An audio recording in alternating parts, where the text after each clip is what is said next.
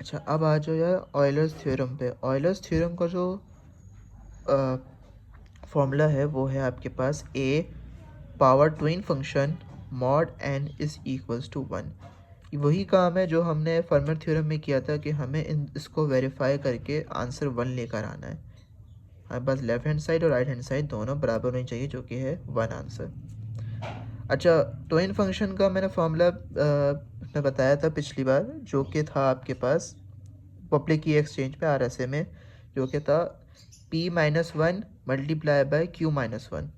अब यहाँ हमारे पास p भी नहीं है और q भी नहीं है, तो ट्विन फंक्शन निकलेगा कैसे? तो इसके लिए हमारे पास इसकी दो केसेस होते हैं। पहला केस, हमारे पास जो n है, क्योंकि a और n तो हमें गिवन होगा, अगर हमारे पास n जो है वो एज अ प्राइम है, प्राइम नंबर में है, लाइक 17 है, 5 है, उसके अलावा क्या कहते हैं, कोई भी प्राइम नंबर में है, तो ट्विन फंक्शन इस इसका जो फॉर्मूला क्या होगा, twin function is equals to n-1। तो हमारे पास फ़िलहाल समझ लो n आपके पास 17 है, तो 17-1, तो ट्विन फंक्शन हो जाएगा आपके पास 16।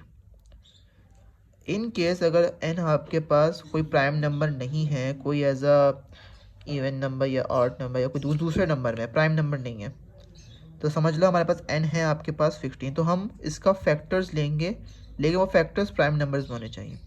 फॉर एग्जांपल n आपके पास 15 है, तो इसके फैक्टर्स क्या हो जाएंगे प्राइम नंबर में? ए हो जाएगा 3 एंड 5, तो p equals to 3 and q equals to 5, तो दो आपके पास हो गए ये।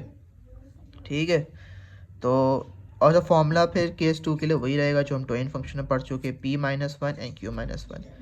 तो n का वैल्यू तो 15 आ गई ना, तो इसको हमने ब्रेक कर दिया दो पार्ट्स में, सॉरी इसके तो फैक्टर्स निकाल लिए, तो p इक्वल्स टू 3 आ गया एंड q इक्वल्स टू 5, तो p एंड q की तो वैल्यूज़ आ चुकी हैं, तो हम इस फॉर्मूला को इस्तेमाल करते हुए ट्विन फंक्शन की वैल्यू निकाल लेंगे।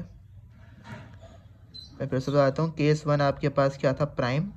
हम केस 1 में हमें प्राइम नंबर निकालना था, सॉरी केस नंबर में अगर आपके पास n जो है वो प्राइम नंबर में है, तो इसका फॉर्मूला होगा twin function is equals to n-1। n आपके पास आया 17 इक्वल्स -1 इक्वल्स टू 16। ये एग्जाम्पल के तौर पर बता रहा हूँ। और अगर n आपका कोई प्राइम नंबर नहीं है, like n is equals to 15 है, 15 is not a prime number, तो इसकी हम फैक्टर्स निकालेंगे, और जो फैक्टर्स होंगे वो एज अ प्राइम नंबर होने चाहिए। तो n के 15 के ऐसे कौन से फैक्टर्स है जो प्राइम नंबर हो सकते हैं? इस 3 एंड 5, तो p इक्वल्स टू हमने कंसीडर कर लिया 3 को, एंड q इक्वल्स टू 5 हमने कंसीडर कर लिया। और फिर हम वही फॉर्मूला इस्तेमाल करेंगे ट्विन फंक्शन का, जो होता है p-1 एंड q-1, क्योंकि हमने फैक्टर्स तो निकाल लिया और उसे कंसीडर कर दिया p एंड q को। तो हमने इसे सॉल्व किया, 3-1 एंड 5-1, इसको सॉल्व किया तो आंसर आ गया 8।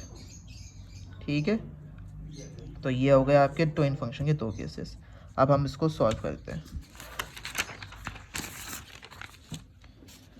अब एग्जांपल ले लो, हमारे पास a की वैल्यू और n की वैल्यू तो गिवन है, हमें ट्विन फंक्शन निकालना है, तो n इक्वल्स टू 10। तो पहला केस तो ये नहीं हो रहा क्योंकि ये is not a prime number. ये दूसरा केस हो रहा है जिसके हमें फैक्टर्स निकालने हैं, और वो फैक्टर्स हमारे प्राइम नंबर्स होने चाहिए। तो ऐसे कौन से फैक्टर्स हो सकते हैं? इस लाइक 2 एंड 5, तो p इक्वल्स टू 2 लिया एंड q इक्वल्स टू 5 ले लिया। ठीक है, ट्विन फंक्शन आपके पास हमने फॉर्मूला वही था, p-1 एंड q-1, p आपका आया 2 and q equals to 5, solve किया तो आंसर हमारे पास आ गया 4। तो ट्विन फंक्शन तो हमारे पास आ गया 4, n हमारे पास है 10, a इक्वल्स टू 3 है, तो हम इसको फॉर्मूला में पुट कर देंगे, जो कि था a की power twin function mod n is equals to 1। तो a आपके पास है 3, ट्विन फंक्शन आ गया 4, मॉड 10 इज इक्वल्स टू 1। अब इसको जाएँ तो डायरेक्ट सॉल्व हो सकता है क्योंकि पावर छोटी है, लेकिन हमें बाकायदा परफॉर्म करके दिखाना है कि ये लेफ्ट हैंड साइड और राइट हैंड साइड बराबर आ रही है। तो 4 को हम ब्रेक कर देंगे टू पार्ट्स में, लाइक 3 की पावर 2 मल्टीप्लाई डॉट 3 की पावर 2 मॉड 10। अब ये दोनों से होगा 3 की पावर 2 मॉड 10 एंड 3 की पावर 2 मॉड 10।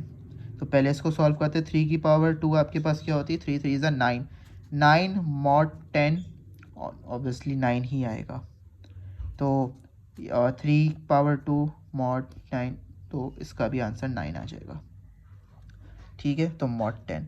अब 9 और 9 दोनों का मल्टीप्लाई करते हो, 9 9 सा 81, 81 मॉड 10, इसको सॉल्व करेंगे तो आंसर क्या आएगा 1। तो 81 मॉड 10 का आंसर क्या आ रहा है 1, तो इक्वल्स टू 1। तो left hand side and right hand side दोनों बराबर हो गई। तो इसमें भी आपको यही करना है। तो आपके पास ऑयलर्स थ्योरम में और फर्मी थ्योरम में दोनों में यही काम हो रहा है। दोनों में हमें लेफ़्ट हैंड साइड और राइट हैंड साइड को बराबर करना है।